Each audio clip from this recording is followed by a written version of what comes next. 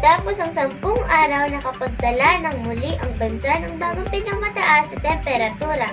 Ayon sa Pag-asa, sumampa sa 40.3 degrees Celsius ang init ng temperatura sa Kamiling Tarlac itong Lunes.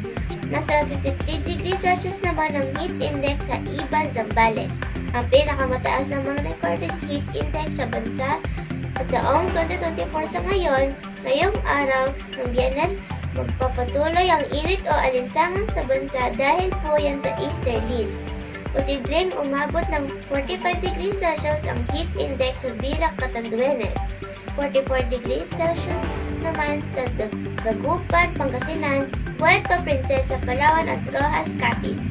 At 43 degrees Celsius naman ang posibleng maging heat index sa San Jose, Occidental, Mindoro at Kiwan Eastern Samar. Habang 42 degrees Celsius sa Pasay City, Iba, Zambales, Muñoz, Nueva Ecija, Olongapo City, Sanglip Point, Cavite, Infanta at Alabat sa Quezon, Aberlan at Cuyo sa Palawan, Legazpi, Albay, Masbate City, Pili, Camarines Sur, Mambusaw, Capiz, Iloilo City, Dumangas, Iloilo, Caterman, Northern Samar, Tacloban, Leyte at sa Dipolog, Zamboanga del Norte. Paalala po mga kapuso, ugalin ang pag-inom ng maraming tubig, magdala ng payong at umiwas sa matinding sikat ng araw. Ako po si Jiwa Rhea Humilde.